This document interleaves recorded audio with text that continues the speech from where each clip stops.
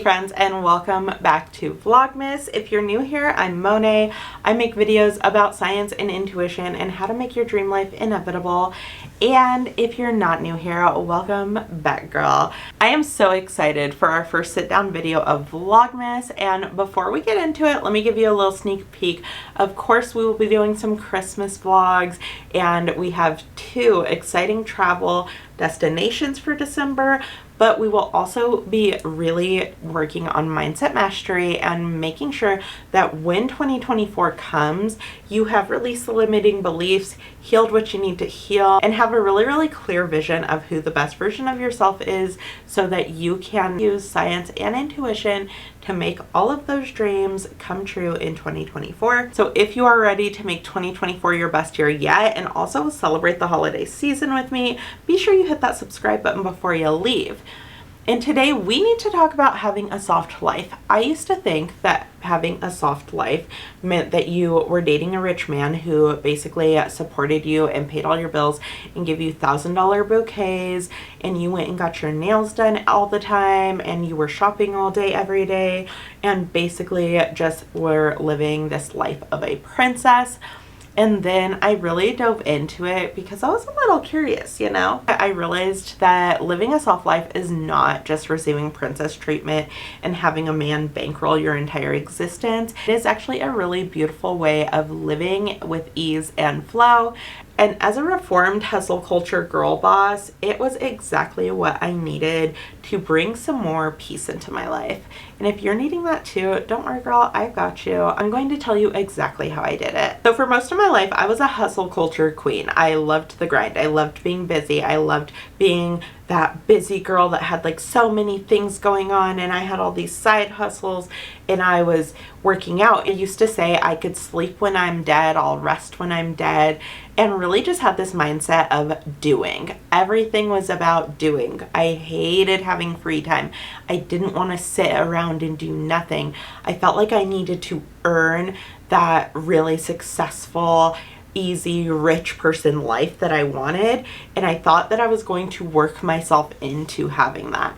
What I actually worked myself into is hormonal imbalance, gaining a bunch of weight, adrenal fatigue, being on a pretty hefty dose of anxiety medication, and ulcers that literally kept me up until sunrise every night. So yes, curiosity sparked my interest in a soft life and looking into what that meant, but it was also that my body at some point was going to give out, and I knew that if I didn't make a change, then I was headed for not only not being successful, but probably not even being alive. I spent a year learning about the soft life, experimenting with different ways to implement it and still accomplish my goals.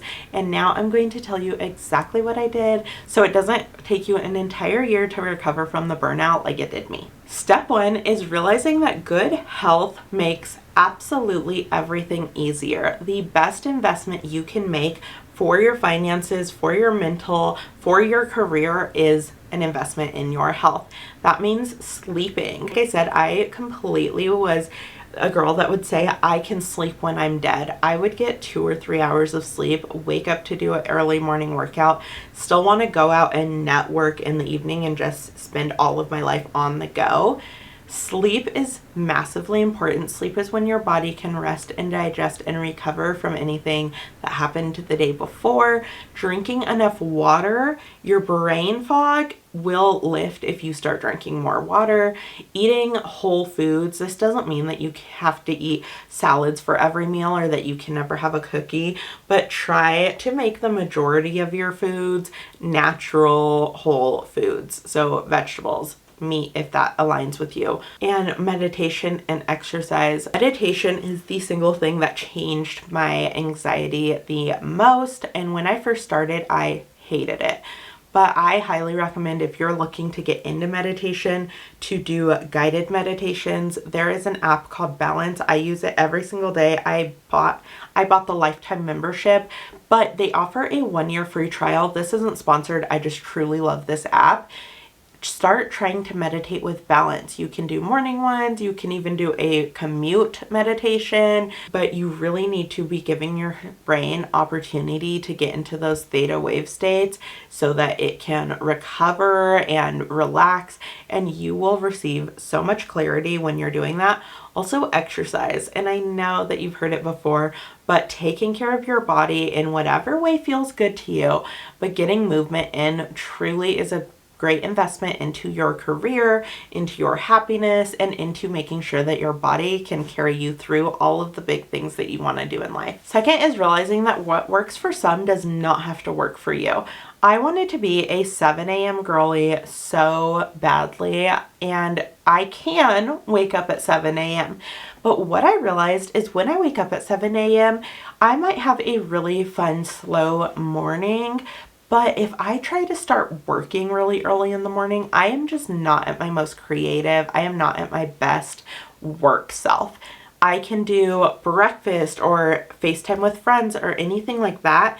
But in terms of actually doing my work, which is coaching and creating content, I am not my best self at 7 a.m. And that is okay. But I was so tied to, oh, these successful people say you wake up early, wake up at 5 a.m., wake up at 7 a.m., start your morning with a cold shower. If those things do not work for you, if you're doing them for about a week, even up to 21 days to see if it's that you aren't liking it because it's a change or if you're not liking it because it doesn't work. But just because something works for other people doesn't mean it works for you. And the best way to figure that out is to do some experimentation. Maybe you want to go to a 4 a.m. workout class. Maybe you want to see if you could do a workout on your lunch break. Maybe when you're working, you like to be in complete silence. Maybe you like to play some esophageal sounds or binaural beats. Maybe you have a playlist that really hypes you up. Whatever it is, start experimenting with things and give yourself permission to say, that is not for me. The next step that really helped me in living a soft life is to learn how to time chunk and location chunk. I used to have a very strict cleaning routine, and I still do my Sunday resets and I love them, but I used to have this very strict cleaning routine, and I was really strict about what time I would eat and all of these things. And what I've realized over the past year is when you're in flow and you're living a life of ease and you're prioritizing peace, there are really simple ways to get the same things done.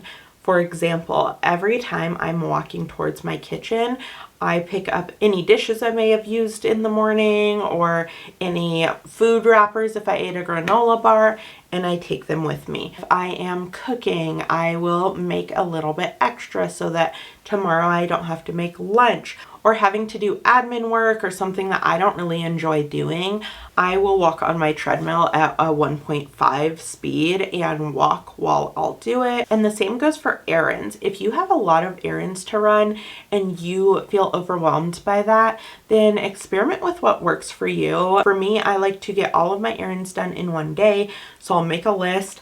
I get in the car, I put on a playlist. Right now I am listening to the Taylor Swift 1989 Taylor's version, and I will grab a Starbucks at the beginning and just go through all of my errands. Whatever it is that works for you, try to find what gives you that sense of peace. Number 4 is to add luxury into your day, and this does not need to be expensive. If you work at a desk all day, could you put a cozy blanket on your desk chair? If you are getting ready for bed, instead of just washing your face and brushing your teeth, can you light a candle and do a gua sha? Can you slowly take off your makeup and make it feel luxurious as you're doing your skincare routine? Can you add either eucalyptus leaves or a eucalyptus essential oil to your shower and make it feel like you're at a spa? Truly, if there's one thing on this list that is so easy to do, it's to find ways to make the most mundane part of your day a little bit romanticized. Number 5 was the hardest thing for me to do, and that was to learn to honor myself every day. And when I first heard this, I just kept rolling my eyes at it. It sounded too frou-frou for me and too, I don't know, in my hustle culture mindset, finding ways to honor myself seemed like a massive waste of time until I started doing it. And this can be really anything that resonates with you. For me, it is journaling and meditating. I love to start my day with a 5-minute gratitude journal.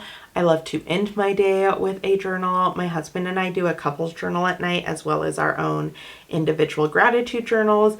And then I love to meditate. It really grounds me and centers me. I also love to have a matcha every day.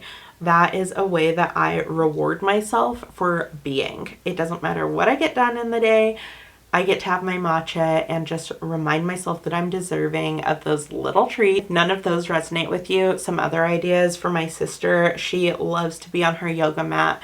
For my husband, he really loves to read a sci-fi book. For my mom, she loves to drive around in her truck. It's her favorite thing to do. So find a way to really honor yourself every day. Where is your safe and happy place? Where do you feel like you can feel the tension melting out of your body and you can just be and not feel stressed? And no matter what it is, try to include at least 5 minutes of that into your daily schedule. If you're a person that lives by a planner, write it in your planner and make sure that you don't break that date with yourself, and really realize that 5 minutes or 10 minutes or 15 minutes probably isn't going to make or break your day. So it's worth taking that time to spend it honoring yourself and giving yourself a chance to just kind of let your shoulders drop down and let the peace flow in and the tension flow out. And last but not least is to learn how your subconscious mind works. You can do that in so many ways.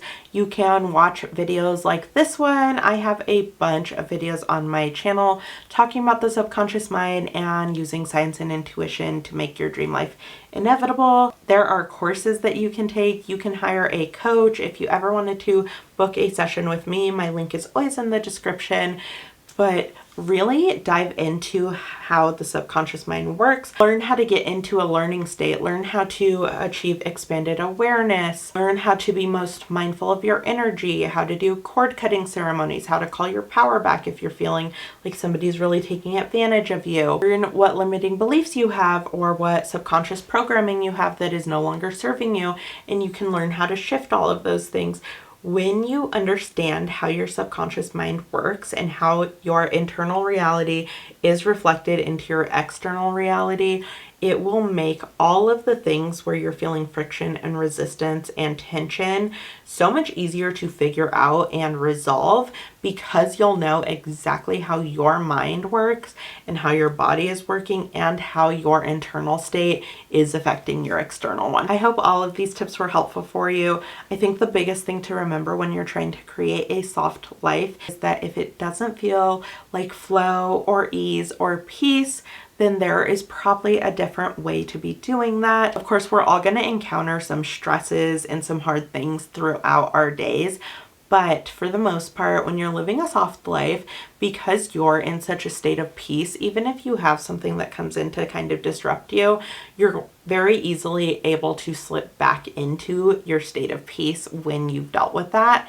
And I hope that these tips help you move closer to living that soft life of your dreams and still being productive and getting everything done. If you enjoyed this video, please give it a thumbs up and be sure to hit that subscribe button. We are doing Vlogmas and we will be doing a mixture of the Christmas vlogs as well as lifestyle, science, and intuition content.